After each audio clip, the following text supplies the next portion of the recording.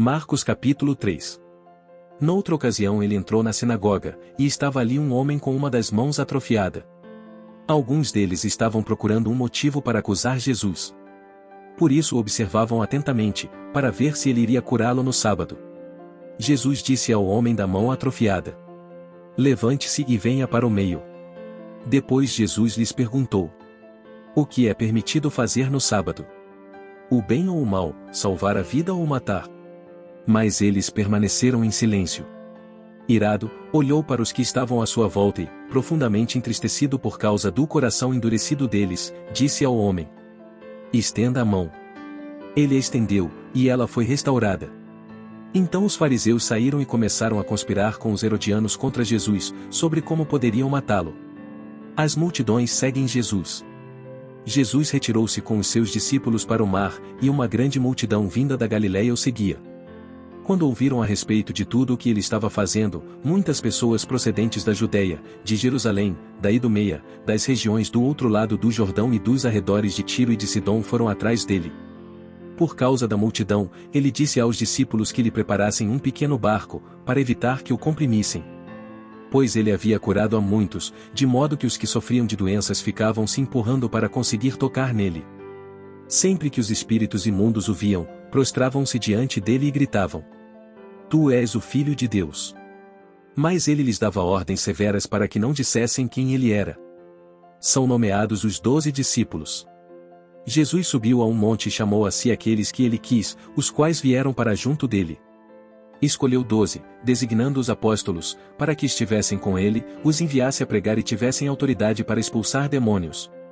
Estes são os 12 que ele escolheu: Simão, a quem deu o nome de Pedro; Tiago, filho de Zebedeu, e João, seu irmão, aos quais deu o nome de Boanerges, que significa o filhos do trovão; André, Filipe, Bartolomeu, Mateus, Tomé, Tiago, filho de Alfeu, Tadeu, Simão, o Zelote, e Judas Iscariotes, que o traiu.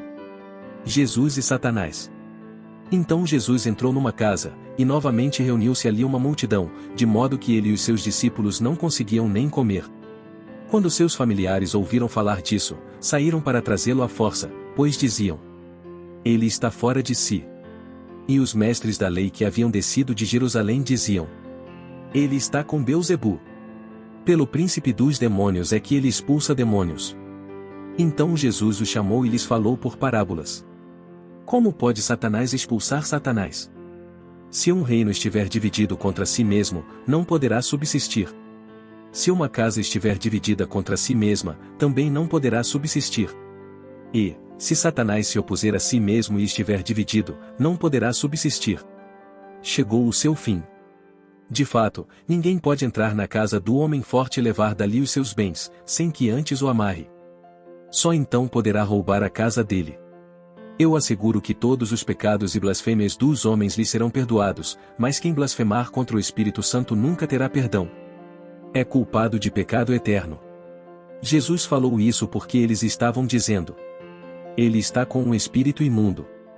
A mãe e os irmãos de Jesus. Então chegaram a mãe e os irmãos de Jesus. Ficando do lado de fora, mandaram alguém chamá-lo. Havia muita gente assentada ao seu redor. E lhe disseram: tua mãe e teus irmãos estão lá fora e te procuram. Quem é minha mãe, e quem são meus irmãos? Perguntou ele. Então olhou para os que estavam assentados ao seu redor e disse: aqui estão minha mãe e meus irmãos. Quem faz a vontade de Deus, este é meu irmão, minha irmã e minha mãe.